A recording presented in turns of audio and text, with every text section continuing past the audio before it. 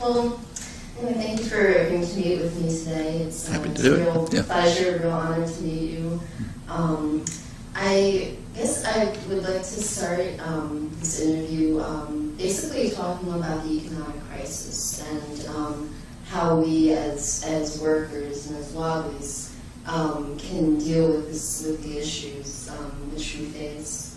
I recently read your piece, Crisis and Hope, which was published in the Boston Review, and in that piece you stated that the financial crisis will presumably be patched up somehow while leaving the institutions that created them pretty much in place.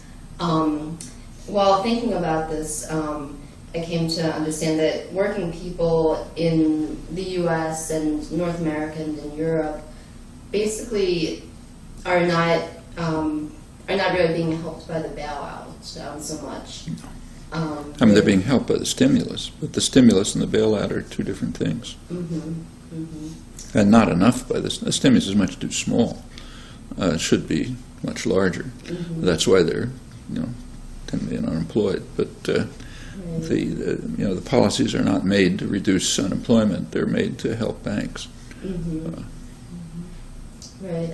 And following on that, there has been a recent upsurge of, I would say, a militant industrial action in workplaces, primarily throughout Europe, also North America. A few in North America. As you know, the Republic Windows and Doors factory in Chicago, that was the first factory occupation, I believe, since the 1930s in the U.S. Maybe. No, not quite, because the Youngstown Steel, it was an occupation in 1979, I think. And actually, I think I mentioned that in the article. It's a model that really should be pursued now. They went on to try to have the workforce and the community take over the abandoned factories that U.S. Steel was dismantling. And that effort was led pretty much, the legal effort that followed was led by Stoughton Lind, who's a radical labor lawyer. And it went into the courts, and they didn't win in the courts, but they could have won. And if they could have won, it would have been with enough support, which they didn't have. It could have meant a lot. And in fact, the same thing could be done right now. At Republic Windows, the corporation saw what was coming and sold it off, which is pretty normal. But it ought to be done right now in the auto industry, for example. There's just no reason why, other than weakness and lack of kind of conception of how to proceed. There's no other reason why the workforce and the communities in, say, Detroit and Flint and so on can't take over these installations that General Motors is dismantling, selling off, and convert them. Take some assistance, but nothing like what the bailout of the banks. Convert them to, say, producing high-speed rail.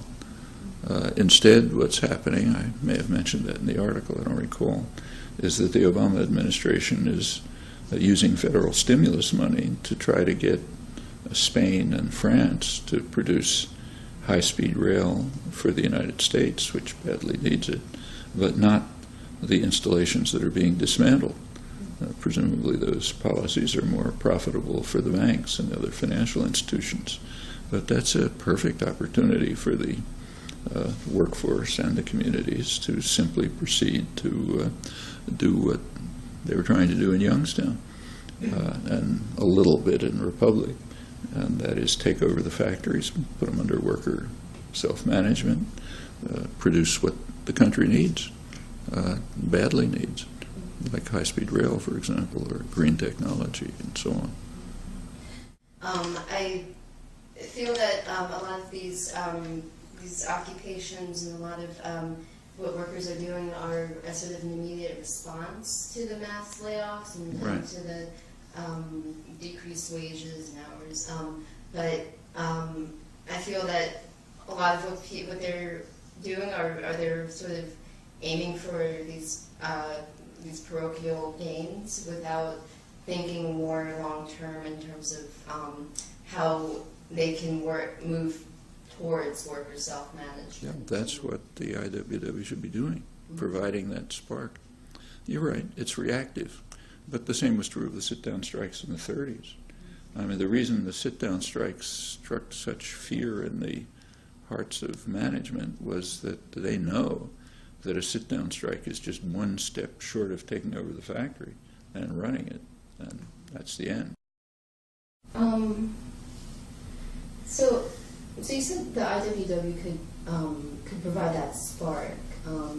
I feel that at the moment we're gaining numbers and we're gaining a lot of strength and power, but I feel that we're very much lacking a certain level of seriousness as in terms of how the rest of, at least in the U.S., how the rest of the labor movement is viewing us.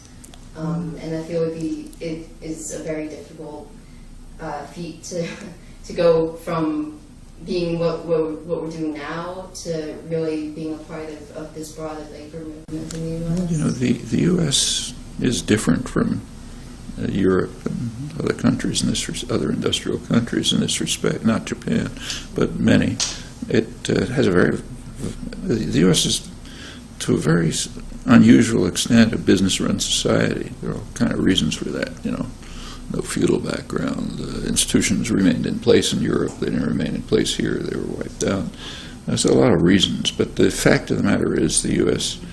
is run by an unusually class-conscious and dedicated business class. It has a very violent labor history, much worse than Europe. Goes pretty far. You know, the attack on unions has been far more extreme here and much more successful. There's also the business propaganda has been far more successful.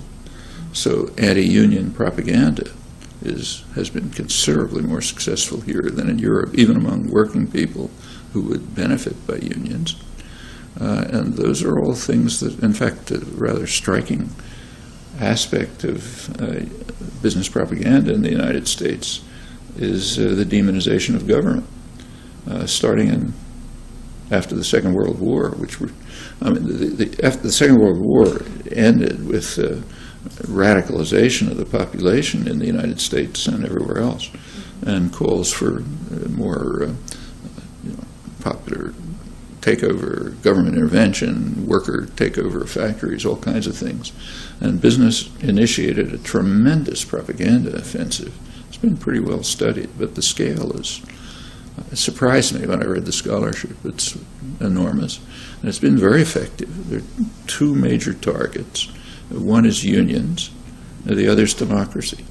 Democracy means getting people to regard government as an alien force that's robbing them and oppressing them, not as their government.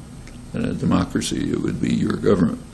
So in a democracy, on, say, the day when you pay April 15th, it would be a day of celebration because you're getting together to provide resources for the programs that you decided on. In the United States, it's a day of mourning because this alien force is coming to rob you of your hard-earned money, the alien force being the government. Well, that's the general attitude, and it's a tremendous victory for the opponents of democracy. And, of course, any privileged sector is going to hate democracy. So they won that one. And they won in a lot of respects. You can see it in the healthcare debate.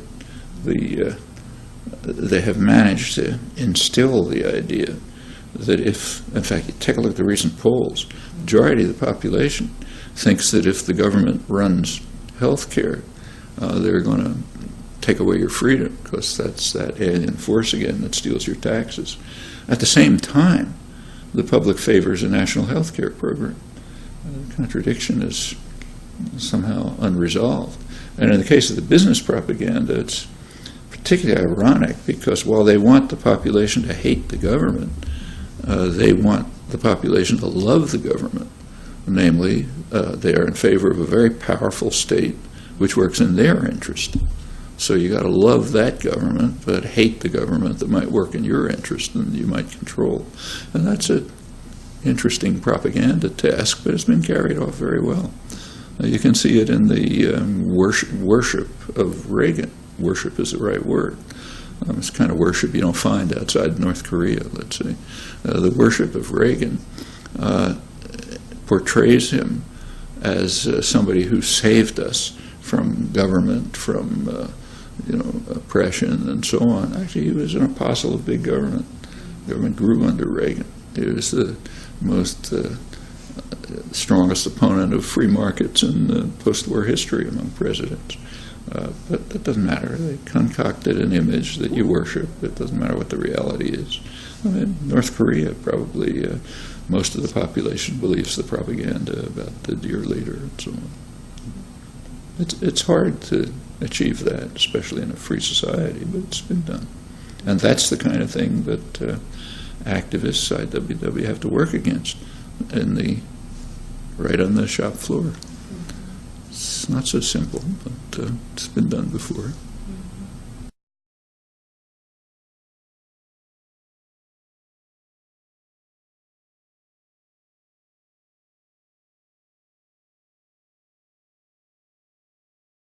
You mentioned that the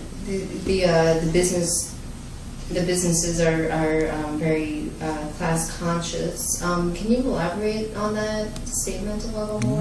All you have to do is read the business literature. Mm-hmm. Like in the 1930s, they were very frightened, and they were concerned about the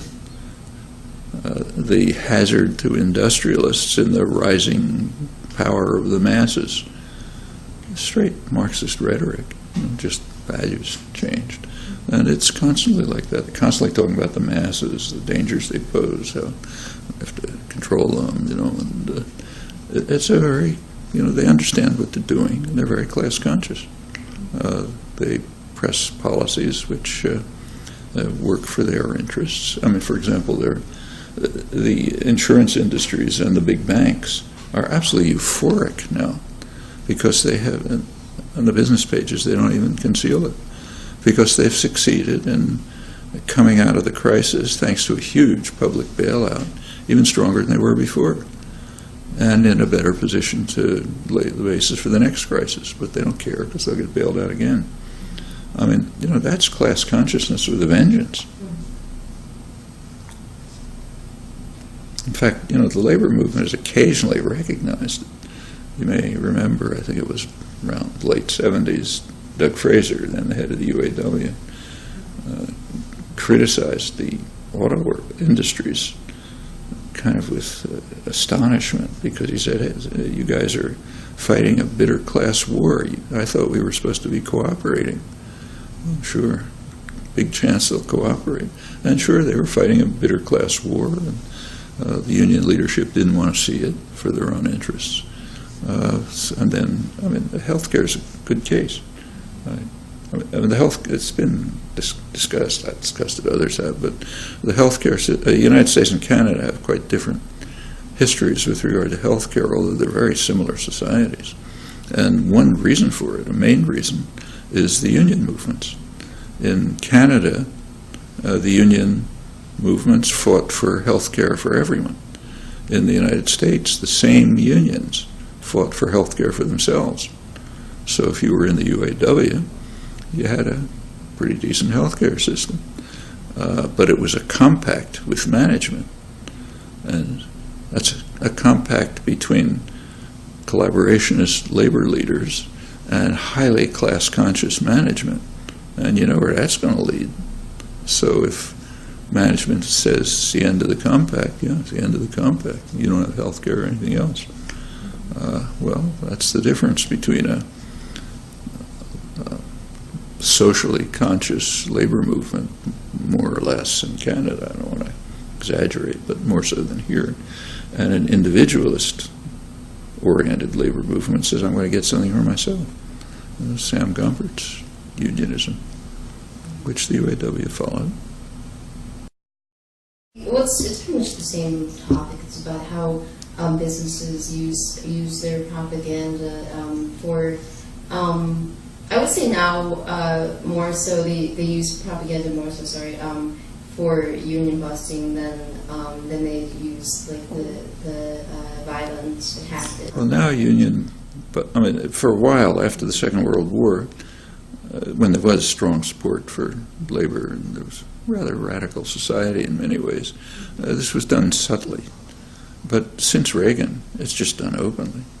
I mean, Reagan, you know, I don't know if he had an idea in his head, but what we call Reagan, namely his administration, bitterly hated unions and wanted them destroyed.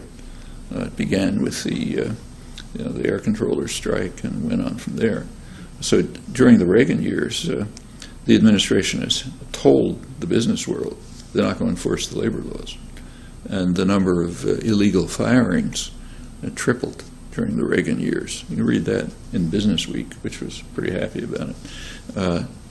And you know, it's at that time that you start getting these companies that are specialize in how to destroy unions, and they're quite public. They don't make it secret, and they have all sorts of techniques for management to destroy unions.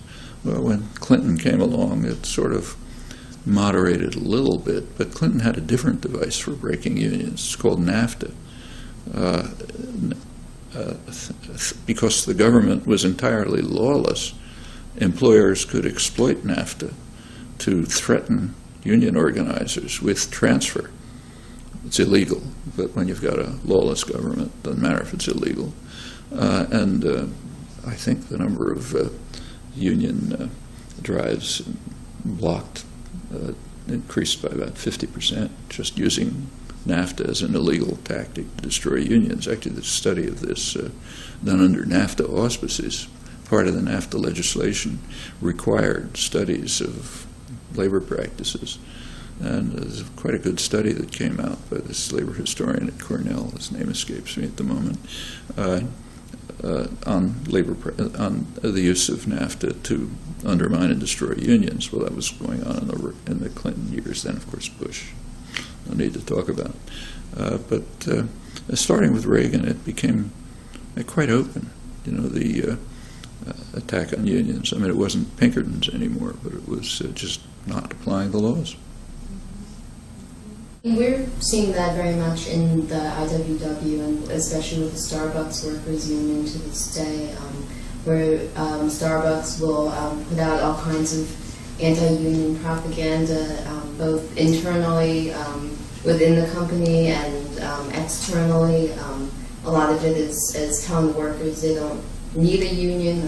Better off without it. Right. That's the Whole Foods line and stuff. Corporate social responsibility. And a lot of it is actually very effective. It is. We found. And so one of my burning questions for you was how could we, as a small independent labor union, work to fight against that kind of propaganda? Just got to get people organized and tell them the truth. There aren't any magic tricks to it. But sometimes it's pretty amazing. Actually, I think in that same article you mentioned, I mentioned one pretty striking case. That was the Caterpillar case. Caterpillar was quite important because that was the first manufacturing industry that used Reaganite strike-breaking techniques called in scabs, which happened to be illegal. It doesn't matter in a lawless state. Called in scabs to break a major strike. It was in the early 90s, I think, but there were reports of it, and it was reported pretty well in the Chicago Tribune. Very often the business press has much better labor reporting than anything else. And the Chicago Trib had good stories about it. I quoted some of them, and they pointed out something very interesting. They said that the workers got very little support in, I think it was Peoria, when scabs illegally broke the strike. And that was particularly striking because that whole community had been built up by the union. It was a union-based community, which they had They created the community. It was the workforce. They'd won many rights. But when it came to the crunch, the community itself didn't support them. Now, that's kind of interesting about Obama, because Obama was a community organizer, supposedly, in Chicago at that time. I'm sure he read the Chicago Tribune, so he knew about it. But when he went to show his solidarity with the workforce, first place he went was Caterpillar. I don't think he's forgotten. And the labor movement didn't react. Even radical labor historians didn't remember. I remember talking to a couple of them, pointing it out, because it's been wiped out of consciousness. It's only 15 years after all. It's a real triumph of propaganda, in many ways. And yeah, it's a lot of work to reconstruct. It's happened before. In the 1920s, the labor movement was almost completely destroyed. Foreign visitors, even the right-wing British press was writing articles, I can't believe how workers are treated in the United States. And it looked as if, there's a book by David Montgomery, a very good labor historian. It's called The Rise and Fall of Labor or something. And the fall of labor that he's talking about is the 1920s. Well, the 1930s, it really revived and became pretty radical. Okay?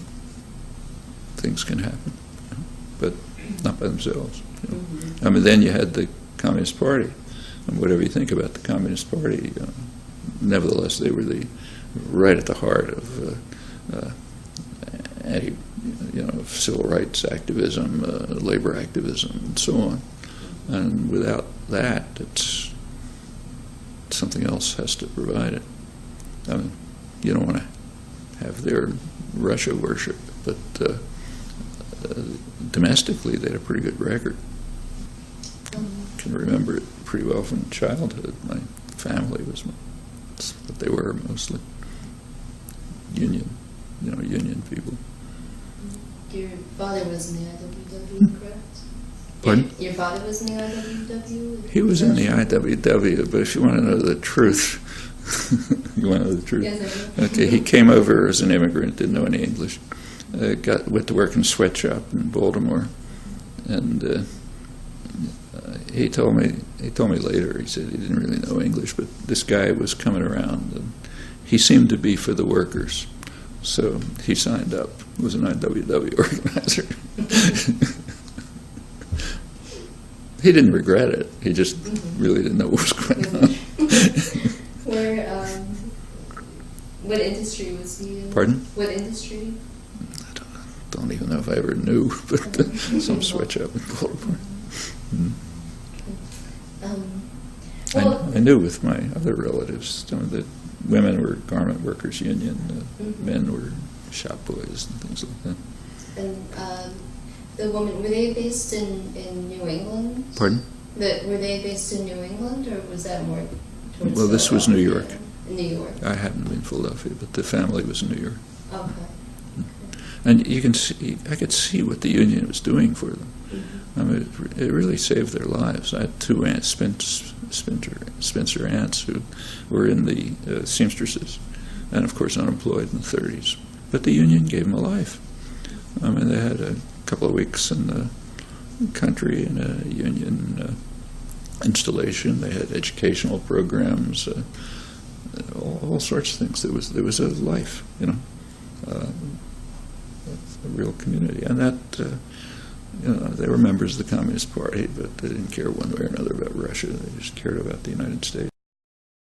And on that note, I guess I'm also looking to sort of think ahead what's in the future for the labor movement and for the IWW, and not so much about what we can do, but what will realistically happen and how we'll all deal with that. One thing I'm thinking specifically of is what your opinion is of the Employee Free Choice Act.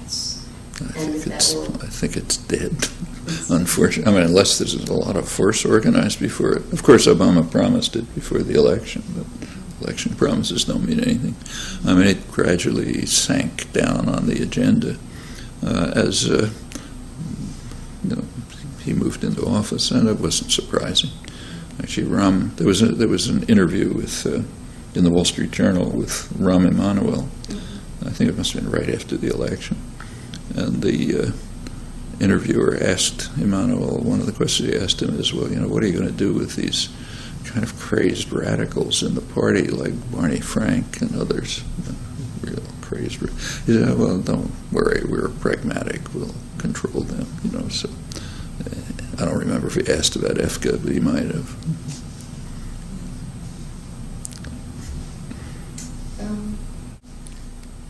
So I guess more generally, before I came here, I asked a number of wobblies and anarchists and my family. My mother's a linguist, so she had her own questions too. And I asked them what would they ask you if they had one question, and the most common response I got was if you had one piece of advice to offer future generations of say radicals and wobblies and revolutionaries and linguists and everyone, especially in light of the tough financial times that we're facing and will probably continue to face for a long time in the Western world now. Well, yes.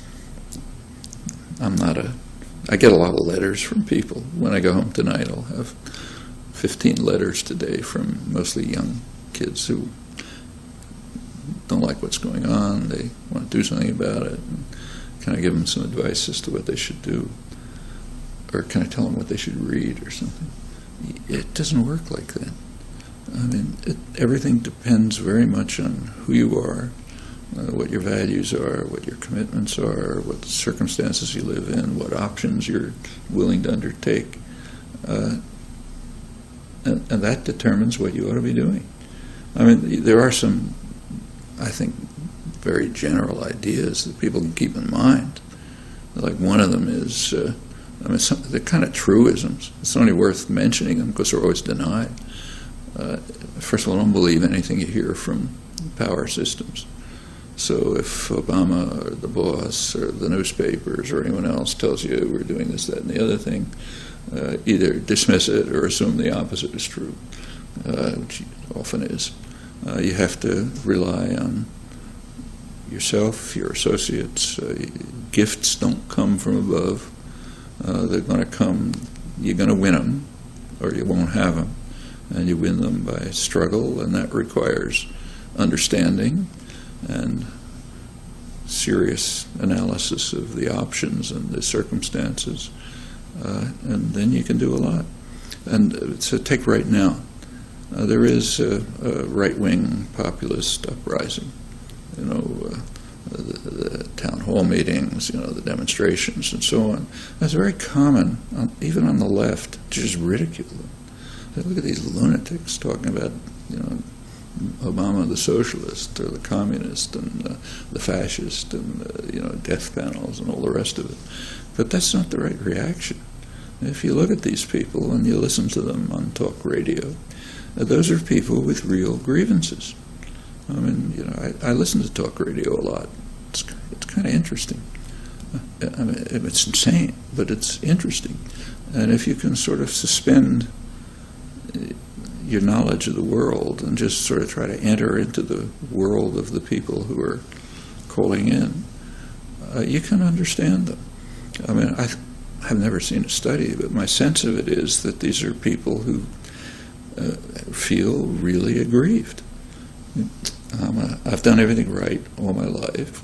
I'm a God-fearing Christian. I'm white. I'm male. I've worked hard. I carry a gun. I do everything I'm supposed to do.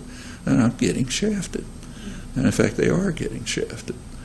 For 30 years, their wages have stagnated or declined.